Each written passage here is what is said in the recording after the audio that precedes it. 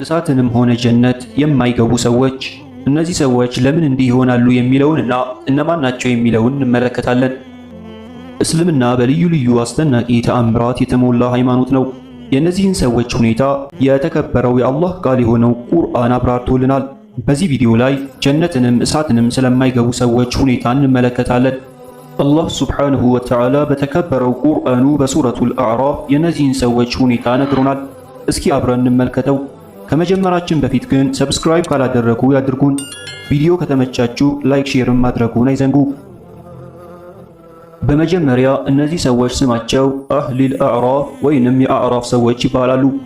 አዕራፍ ደግሞ በጀነትና በእሳት መካከል ያለ ቦታ ነው። ይህ ቦታ ስሙ ደግሞ አዕራፍ በመባል ይታወቃል። አዕራፍ ከፍ ላለ ቦታ መጠሪያነት ጥቅም ላይ የሚውል የአረበኛ ቃል ነው። ሱዲ የሚባል ሰው ደግሞ ይህ አጥር አዕራፍ የተባለበት ምክንያቱ እርሱ ጋር ያሉ ሰዎች የጀነትንና የጀሃነምን ሰዎች በፊታቸው ብርሃንና ጥቁረት ያዕሪፉን ወይንም ስለሚያውቁ ነው ይለናል። በአዕራፍ አጥር ላይ ያሉ ኗሪዎች ወይንም እርሷ ጋር ያሉ ሰዎች ይወጡባትና ከላይ ሆነው የጀነትን ሰዎችና የእሳትን ሰዎች ሁኔታ ይመለከቱበታል። ከዚያም እነዚህን ሰዎች አላሁ ዐዘ ወጀል በስተመጨረሻ የሆነን ያህል ጊዜ ከቆዩ በኋላ ወደ ጀነት እንዲገቡ ያደርጋቸዋል። እሳትንም አይገቡም። እነሱ እነማን ናቸው በሚለው ጉዳይ ላይ ወደ 10 የሚሆኑ የተለያዩ አመለካከቶች ቢኖሩም ሚዛን የደፋው ንግግር ግን እነሱ መልካም ስራዎቻቸውና መጥፎ ስራዎቻቸው እኩል የሆኑባቸው ሰዎች ናቸው የተባለው ነው። ታዲያ እነዚህ ሰዎች እሳትንም ጀነትንም እንዳይገቡ ይደረጋሉ። አላሁ ሱብሓነሁ ወተዓላ በተከበረው ቁርአኑ በሱረቱል አዕራፍ ምዕራፍ 7 ከቁጥር 46 ጀምሮ እንዲህ ይለናል። ቢስሚላሂር ረሕማኒር ረሒም ወበይነሁማ ሂጃብ ወዐለል አዕራፊ ሪጃሉን የዕሪፉነ ኩለን ቢሲማሁም ወናደው አስሓበል ጀነቲ አን ሰላሙን ዐለይኩም ለም የድኹሉሃ ወሁም የጥመዑን።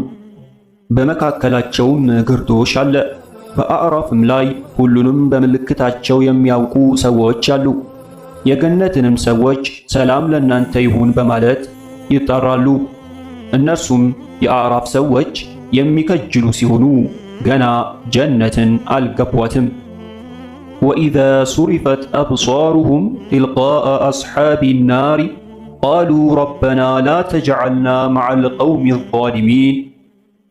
አይኖቻቸውም ወደ እሳት አቅጣጫ በተዞሩ ጊዜ ጌታችን ሆይ ከበደለኞች ጋር አታድርገን ይላሉ። ወናደው አስሓቡል አዕራፊ ሪጃለን የዕሪፉነሁም ቢሲማሁም ቃሉ ማ አግና ዐንኩም ጀምዑኩም ወማ ኩንቱም ተስተክቢሩን። የአዕራፍም ሰዎች በምልክታቸው የሚያውቋቸውን ታላላቅ ሰዎች ይጣራሉ። ይህም ማለት በዱንያ እያሉ አንቱ የሚባሉ ሰዎችን የእሳት ሰዎች ሆነው እየነደዱ ከላይ ያዩአቸዋል። የቁርአኑን አንቀጽ እንቀጥለውና እንዲህ ይላል። ስብስባችሁና በብዛታችሁ የምትኮሩ መሆናችሁ ከእናንተ ምንም አልጠቀማችሁም ይሏቸዋል። ሰደቀላሁል ዐዚም። ከልቢ ይህንን አንቀጽ ሲያብራራው እንዲህ ይለናል። አዕራፍ ያሉ ሰዎች ነቢዩ ሙሐመድን ሰለላሁ ዐለይሂ ወሰለም ሲያስቸግሩ የነበሩትንም አንቱ የተባሉ ሰዎች በአዕራፍ ላይ ሆነው ይጠሯቸዋል።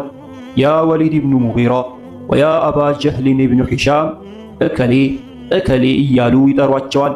ከዚያም ደግሞ የጀነትን ሰዎች አዕራፍ ላይ ያሉ ሰዎች ሲመለከቱ በጀነት ውስጥ አላህን ሲገዙ የነበሩትን ድሃዎችን፣ ደካማዎችን በእነዚህ አሁን ጀሃነም በገቡት አንቱ በተባሉ ሰዎች ሲላገጥባቸው ሲብጠለጠሉ የነበሩትን ሰዎች ያሉ። ለምሳሌ ይላል ከልቢይ ሰልማንን፣ ሱሐይብን፣ ኸባብን፣ ቢላልንና መሰሎቻቸውን ሲላገጥባቸው የነበሩትን ሰዎች ያሉ። በዚህም ጊዜ ታዲያ አዕራፍ ላይ ያሉ ሰዎች በስራቸው ምክንያት ጀሃነምን የገቡትን አንቱ የተባሉትን ሰዎች የሚሉትን ነገር አላህ ሱብሓነሁ ወተዓላ ቁርአን ላይ እንዲህ በማለት አስፍሮልን እናገኘዋለን። አንቀጹ እንዲህ ይላል። አሃኡላኢ አለዚነ አቅሰምቱም ላ የናሉሁሙላሁ ቢረሕመቲን ኡድኹሉል ጀነተ ላ ኸውፉን ዐለይኩም ወላ አንቱም ተሕዘኑን። እነዚያ አላህ በችሮታው አያገኛቸውም ብላችሁ የማላችሁባቸው ደካሞች እነዚህ ናቸው። ገነትን ግቡ፣ ፍርሃት የለባችሁም፣ እናንተም አታዝኑም ተባሉ ይሏቸዋል። ሰደቀላሁል ዐዚም። አስሓቡል አዕራፍ የተባሉት ወይንም አዕራፍ ላይ የሚሆኑት ምን አይነት ሰዎች ናቸው ብለን ስንመለከት ዓብደላህ ኢብኑ መስዑድ፣ ሁዘይፈተ ኢብን አልየማን፣ ኢብኑ ዓባስ፣ ሸዕቢ፣ ደሕኪ፣ ኢብኑ ጁበይር እነሱ በጎ ሥራዎቻቸውና መጥፎ ሥራዎቻቸው እኩል የሆኑባቸው ሰዎች ናቸው ይሉናል። ዓብደላህ ኢብኑ መስዑድ ረዲየላሁ ዐንሁ እንዲህ ይለናል፣ መልካም ሥራውና መጥፎ ሥራው እኩል የሆነበት ሰው ከአስሓቢል አዕራፍ ሰዎች ጋር ይሆናል። እነዚህም ሰዎች ሲራጥ ላይ ይቆማሉ። ከዚያም የጀነትንና የእሳትን ሰዎች እያዩ ያውቋቸዋል። ወደ ጀነት ሰዎችን በተመለከቱ ጊዜ ሰላም ለእናንተ ይሁን እያሉ ሰላምታን በማቅረብ ይጠሯቸዋል። አይኖቻቸውንም ወደ እሳት ሰዎች በተዞሩ ጊዜም ጌታችን ሆይ ነፍሶቻቸውን ከበደሉት ሰዎች ጋርማ አታርገን ይላሉ ብለዋል። ዓብዱላህ ኢብኑ ዓባስ ረዲየላሁ ዐንሁ ደግሞ አስሓበል አዕራፍ አላሁ ዐዘ ወጀል በተከበረው ቁርአኑ ያወሳቸው ሰዎች ናቸው። እነርሱም የትላልቅ ወንጀሎች ባለቤቶች የሆኑ አማኞች ናቸው ብለውናል። ኢብኑል ሙባረክ ደግሞ አሁንም ዓብዱላህ ኢብኑ ዓባስ ሲናገሩ ሰምቻለሁ ብለው እንዲህ አሉ። አስሓቡል አዕራፍ ትላልቅ ወንጀሎችን የሰሩ ሰዎች ናቸው። ታዲያ እነዚህ ሰዎች አዕራፍ ላይ ሆነው የጀሃነም ሰዎችን ባዩአቸው ጊዜ ፊታቸው የጠቆሩ ሆነው ሲመለከቷቸው ይለዩአቸዋል። አላህ ሆይ ነፍሶቻቸውን ከበደሉት ሰዎች ጋርማ አታርገን ብለውም ይለምኑታል። የጀነትንም ሰዎች በተመለከቱ ጊዜ በፊታቸው ፍካት ማማር የጀነት ሰዎችን ይለዩአቸዋል ብለዋል። ሙጃሂድ ደግሞ እነዚህ የአዕራፍ ሰዎች የኢስላም ሊቃውንቶች፣ ዑለሞች፣ ፉቅሃዎች ናቸው ብለዋል። አይ አይደለም፣ እነዚህ ሰዎችማ በአላህ መንገድ ወጥተው የተሰዉ ሸሂዶችም ናቸው ተብሏል። ኡሸይሪይ ደግሞ እነርሱ በላጭ የሆኑ ምእምናንና ሸሂዶች ናቸው። የራሳቸውን ጀነትን መግባት ካረጋገጡ በኋላ የሰዎችን ሁኔታ ለማየት አዕራፍ ላይ የሆኑና የእሳትንም ሰዎች በተመለከቱ ጊዜ በአላህ ስም ወደ እርሷ ጀነትን ካስገባቸው በኋላ እንዳይመልሳቸው ይጠይቃሉ አሉ። የጀነትንም ሰዎች መግባታቸውን እየከጀሉ ይመለከቷቸዋልም ተብሏል። ኢብኑ ዐጥያ በተፍሲራቸው ላይ ደግሞ እንዲህ ይላሉ። አስሓቡል አዕራፍ ትናንሽ የሚባሉ የወንጀል አይነቶችን የሰሩ ሰዎች ናቸው። ግና ይህቺ ወንጀሎቻቸው በችግር በፈተና ማግኘት ምክንያት መራገፍ ሲገባት ፈተና ስላልገጠማቸው ወንጀሎቻቸው ያልተራገፉላቸው ሰዎች ናቸው ብለዋል። በዚህም ምክንያት በጀነትና በጀሃነም መካከል እንዲሆኑ ተደርገዋል። ከጀነት እንዳይከለከሉ ትላልቅ ወንጀሎች የሉባቸውም። በዚህም ምክንያት ይጨነቃሉ። ከዚያም ጀነትን በስተመጨረሻ ይገባሉ ብለዋል። ዓብደላህ ኢብኑ መስዑድ አሁንም እንዲህ ይሉናል፣ ሰዎች በፍርድ ቀን ሥራዎቻቸውን ይተሳሰባሉ። መልካም ሥራው ከመጥፎ ሥራው በአንድ ሐሰና ሚዛን የደፋችለት ሰው ጀነትን ይገባል። መጥፎ ሥራው ደግሞ በአንድ ወንጀል ከመልካም ሥራው የበለጠችበት ሰው እሳትን ይገባል። ከዚያም ይህንን የቁርአን አንቀጽ አነበቡ። ወልወዝኑ የውመኢዚኒል ሐቅ ፈመን ተቁለት መዋዚኑሁ ፈኡላኢከ ሁሙል ሙፍሊሑን። ትክክለኛው ሚዛን የዚያ ቀን ነው። ሚዛኖቻቸው የከበዱላቸው ሰዎች እነዚያ እነርሱ የፈለጉትን ያገኙ ናቸው። ወመን ኸፈት መዋዚኑሁ ፈኡላኢከ አለዚነ ኸሲሩ አንፉሰሁም ቢማ ካኑ ቢአያቲና የዝሊሙን። ሚዛኖቻቸው የቀለሉባቸውም ሰዎች እነዚያ እነርሱ ተአምራቶቻችንን ይክዱ በነበሩት ምክንያት ነፍሶቻቸውን ያከሰሩ ናቸው። ሰደቀላሁል ዐዚም።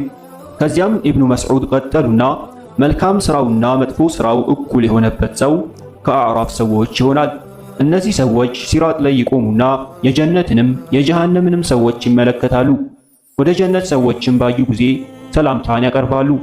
ወደ ግራቸውም አይኖቻቸው በተዞሩ ጊዜ ወደ እሳት ሰዎች ይመለከታሉ። ጌታችን ሆይ ነፍሶቻቸውን ከበደሉት ሰዎች ጋርማ አታድርገን ይላሉ። አላህንም ሱብሓነሁ ወተዓላ ከጀሃነም ሰዎች ቦታ ከመስፈር እንዲጠብቃቸው ይጠይቃሉ አሉ። የመልካም ሥራ ባለቤቶችስ እንዴት ይለያሉ የሚለውን ስንመለከት የመልካም ሥራ ባለቤት የሆኑ ሰዎች በፊታቸው በቀኛቸው የሚሄዱበትን ብርሃን አላህ ሱብሓነሁ ወተዓላ ያጎናጽፋቸዋል። ሁሉም የአላህ ባሪያ በዚያ ጊዜ ብርሃንን ይሰጣል።